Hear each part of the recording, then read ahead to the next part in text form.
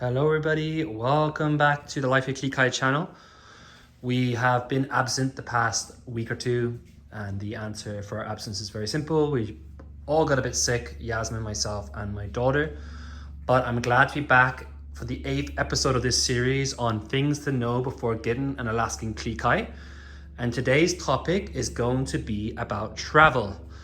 So if you've been following Life of Klee for some time, you'll know that Sky and Copper have lived in California, they've lived in London, they've also lived in the Cotswolds, they've lived in Bath in the UK, then they went back to London for 2 months before we moved back to California, where we are right now in the Bay Area. So they've traveled a lot. When it comes to international travel, Copper and Sky have both been unfortunately created and put in the hold of a plane. First time we did it with Virgin Atlantic, and we did it all ourselves. And there was a slight issue when we landed in Heathrow. They weren't released from the animal center for around 8 hours because the vet back in the US had made a small mistake on the forms and got one of the numbers wrong.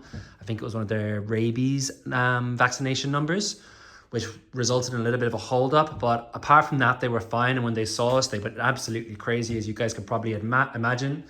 And there was no lasting damage in terms of increasing their separation anxiety. They were pretty normal almost as soon as we got back to our house and apartment. And of course, there was a few days adjustment because we were in a new place. But Sky and Copper are usually pretty happy as long as we're around. So when we came back the second time, we moved back from London to California in 2023. We actually used a service just to take the hassle away from it this time, because the previous time we didn't have a toddler, and this time we had a toddler. We ran into some issues of me getting my green card where there was a missing document and we had made a mistake and it created a bit of a delay. So we just decided that we're going to pay a service to do it. And that was very seamless and it took away a lot of the headaches. Sky and Copper did have to fly out the day before us. I think there was some rule that meant they had to land before we got there. I can't remember exactly what that was. But again, they did absolutely fine. And when they arrived back to this house, Yasmin's parents were waiting to greet them. And they were over the moon to see Yasmin's parents because they hadn't seen them in a while. So that covers kind of international travel. We have never taken Sky and Copper on a plane, so I can't speak for that. We have taken them on trains many times in the UK, and they loved being on trains.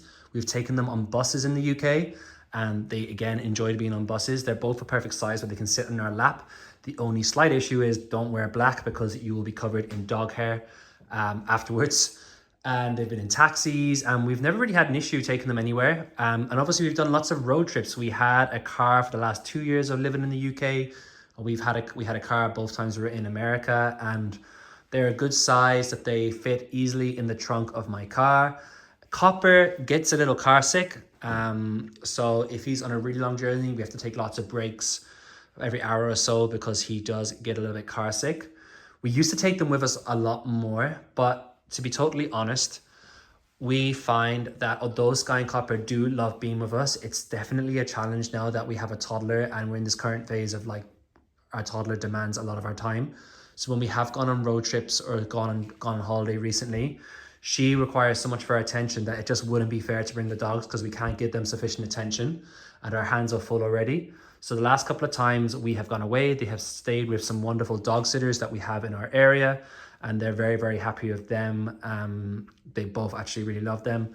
So for the last couple of trips, we actually haven't taken them. But I would say overall, Alaskan Klee are great travel companions. If you are someone that plans to take your Klee on the road with you, you plan to travel with them in the air. They've actually been on a ferry as well. So they've gone on every single type of transport, unless I'm missing something, maybe a rocket ship.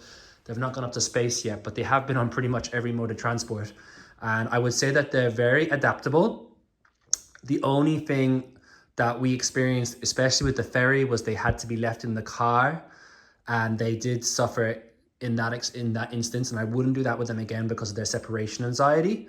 When we got back down from, that was a trip from the UK to Ireland, and when we got back down to the level where all the cars were parked, there was like a huddle around our car because Sky and Copper were crying and howling so much, and people were like, "Who are these cute little husky puppies?" But overall, I would say that they are good when it comes to travel. And the more you get your dog used to it at the very start, I think the better chance you have of having a good travel companion too. We traveled so much with Sky in the first year of her life that she really got used to being in the dog crate and in the car. And she actually really kind of loves being in the car, looking out the window. Like I said, Copper gets a little bit car sick, so maybe less so. But overall, they're definitely a good breed for travel.